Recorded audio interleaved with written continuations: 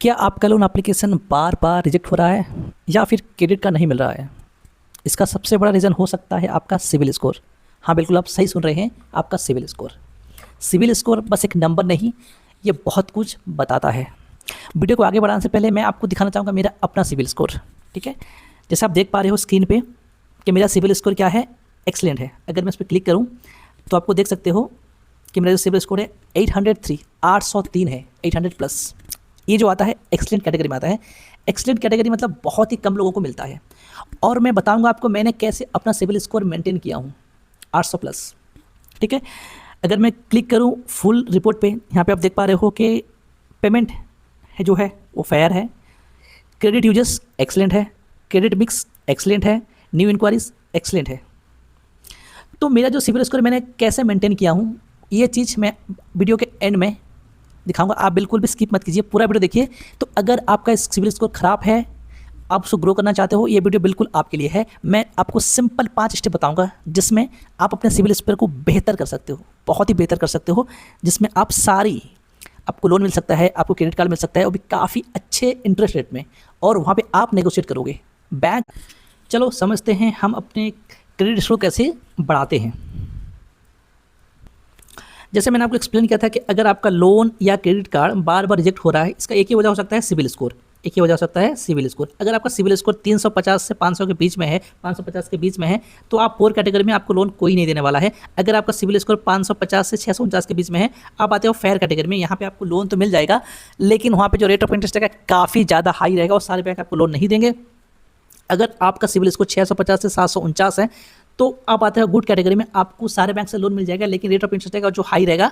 अगर आपका civil score 750 से ज़्यादा है, तो आप आते हो एक्सीलेंट कैटेगरी में। यहाँ पे आपको सारे बैंक से बार बार लोन के लिए कॉल आएंगे, सर आप लोन ले लीजिए, और रेट ऑफ इंटरेस्ट रहेगा काफ़ी कम रहेगा।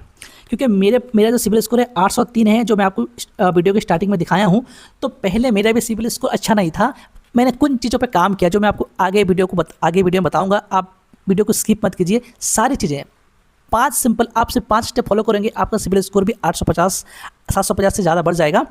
तो आप वीडियो को बिना स्किप किए एंड तक देखिए, तो आप सिर्फ 5 स्टेप को फॉलो करोगे और आपका सिविल स्कोर काफ़ी अच्छा बढ़ जाएगा, आपको काफ़ी कम रेट ऑफ इंटरेस्ट में लोन मिलने लगेंगे। चलो समझते हैं वो 5 स्टेप क्या होते हैं। पहला जो सबसे बड़ा और इम्पोर्टेंट है, टाइम पर बिल पेमेंट करना। क्या आप जानते हैं कि सबसे पहला इंपॉर्टेंट चीज़ है बिल टाइम पे भरना। क्या आप जानते हैं कि आपके क्रेडिट स्कोर का लगभग 35% सिर्फ इस बात पर डिपेंड करता है कि आप अपना EMI टाइम पे भर रहे हो कि नहीं भर रहे हो। अगर आप एक भी EMI मिस करते हो, आपका जो सिविल स्कोर है इमीडिएटली वो डाउन हो जाएगा, और वो रिफ्लेक्ट रहेगा लंबे समय तक, आपका क्रेडिट स्कोर को आगे बढ़ने नहीं देगा। इसलिए आपका जो EMI है आप उसको टाइम पे भरिए। हो सके तो आप उसको ऑटो पेमेंट सिस्टम कर दीजिए, ऑटो डेबिट सिस्टम कर दीजिए, आपको कभी याद रहे या ना रहे वो अपने आप कट जाए। पहला स्टेप ये है कि आपका जो भी बिल है, EMI है, आप उसको टाइम पे भरिए या टाइम से पहले भरिए। और दूसरा है कि क्रेडिट यूटिलाइजेशन रेशियो को कम रखिए। अगर मैं आपको सिंपल रूट में कहूँ कि अगर आपके पास 30,000 रुपये का क्रेडिट कार्ड है, तो आप कोशिश कीजिए कि 10,000 से आप कम इस्तेमाल करें। अगर आपका क्रेडिट कार्ड का यूजेस 30% से ज़्यादा हो जाता है, तो आपका फिर क्रेडिट स्कोर ख़राब होने लगता है, वो आपको 30% इम्पैक्ट करेगा आपके क्रेडिट स्कोर का। तो आप कोशिश करिए कि अगर आपके पास 1 लाख का क्रेडिट कार्ड है, तो 30,000 से कम उसको इस्तेमाल करिए, ज़रूरत से ज़्यादा इस्तेमाल मत करिए। ये है आपका सेकेंड पॉइंट। अगर आप ज़्यादा स्पेंड करेंगे तो जो क्रेडिट कार्ड पे उसका डिपेंडेंसी दिख जाएगा कि आपका नेगेटिव सिग्नल जाएगा, जो आपके क्रेडिट स्कोर को डाउन करेगा। चलो समझते हैं थर्ड पॉइंट। थर्ड पॉइंट ये है कि क्रेडिट कार्ड का रेगुलरली आप चेक कीजिए अपने सिविल स्कोर को। क्या होता है ना कि कभी कभी हमारी गलती नहीं होती है, लेकिन कंपनी की गलती होती है कि लोन हमें मिस्टेकली रिपोर्ट पे आ जाता है। कभी कभी ऐसा होता है ना कि हमारे नाम पे कोई और लोन ले लिया है, फेक लोन ले लिया है, तो उससे क्या होता है कि आपका क्रेडिट स्कोर डाउन जाता है।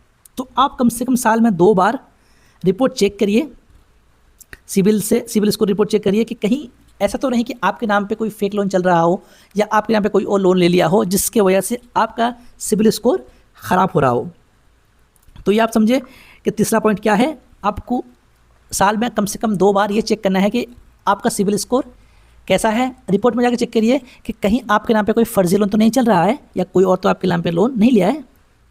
और चौथा पॉइंट है कि अगर आपके पास पुराना क्रेडिट कार्ड है तो उसको आप बंद मत कीजिए, क्योंकि जितना लंबा आपका क्रेडिट हिस्ट्री होगा ना वो आपके लिए बेहतर है। बैंक को लगेगा कि हाँ ये बंदा बहुत पहले से लोन ले रहा है, तो ये सूझ भी रहा है, रीपेमेंट भी कर रहा है, तो एक भरोसा जनरेट होता है कि हाँ ये बंदा डिफ़ॉल्ट नहीं जाएगा। तो इसके लिए अगर आपके पास पुराने क्रेडिट कार्ड हैं तो आप प्लीज़ उसको क्लोज मत करिए, वो आपको हेल्प करेगा आपके क्रेडिट स्कोर को बढ़ाने में।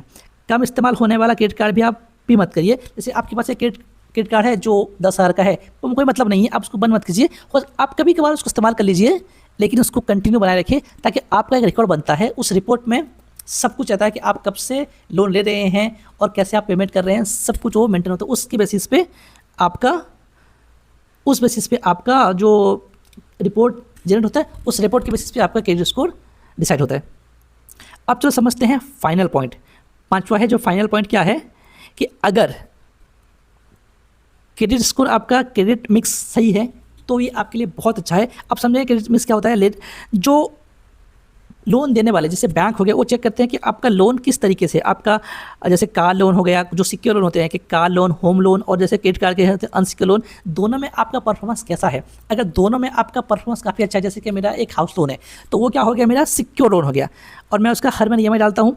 और अनसिक्योर लोन जैसे क्रेडिट कार्ड हो गया, पर्सनल लोन हो गया, अगर दोनों आपका काफ़ी अच्छा चल रहा है, आपने होम लोन भी लिया है और आपने क्रेडिट कार्ड भी इस्तेमाल कर रहे हो और दोनों लोन को आप टाइम पे रिपेमेंट कर रहे हो, तो ये आपको काफ़ी अच्छा खासा ग्रो कराएगा। क्योंकि बैंक वाले वही देखते हैं कि आप दोनों सेक्टर में काफ़ी अच्छे से आपका क्रेडिट स्कोर है कि नहीं, आप अच्छा पेमेंट कर रहे हो कि नहीं। सिर्फ स्कोर के लिए ज़रूरत होता है ये नया लोन, ठीक है। तो ये है आपके 5 स्टेप जिसको इस्तेमाल करके आप अपने क्रेडिट स्कोर को 750 कर सकते हो। जिस तरीके से मैंने अपने क्रेडिट स्कोर को 800 पार किया हूँ, 803 है मेरा सिविल स्कोर। चलो फाइनल कंक्लूड करते हैं। पहला क्या है, टाइम पर बिल भरना। आपका जो भी बिल हो, EMI हो, आप उसको टाइम पे भरिए। दूसरा है आपका जो क्रेडिट कार्ड है उसका यूटिलाइजेशन 30% से ज़्यादा होना नहीं चाहिए।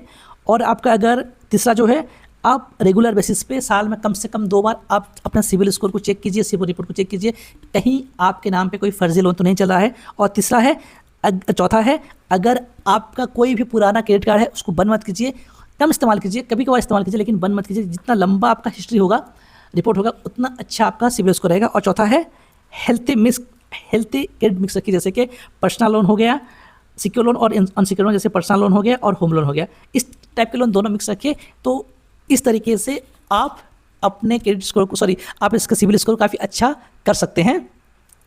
जो फॉर्मूला मैंने यूज़ करके अपने सिविल स्कोर को बढ़ाया हूँ। अगर आपको ये वीडियो पसंद आता है तो प्लीज़ लाइक कीजिए, शेयर कीजिए, सब्सक्राइब कीजिए। और जिनको लोन का ज़रूरत है और उनका लोन रिजेक्ट हो जाता है, जैसे कि कोई पर्सनल लोन हो गया या फिर क्रेडिट कार्ड हो गया, तो उनको आप ये वीडियो भेजिए। उसका इस्तेमाल करके कुछ ही महीनों में उनका क्रेडिट स्कोर काफ़ी अच्छा हो जाएगा और उनको बैंक से लोन के लिए कॉल आने लगेंगे, वो भी काफ़ी अच्छे खासे रेट में। तो मैं इस तरीके से फाइनेंस रिलेटेड वीडियो बनाता रहता हूँ। अगर आपको पसंद आता है वीडियो, प्लीज़ लाइक कीजिए, शेयर कीजिए, सब्सक्राइब कीजिए।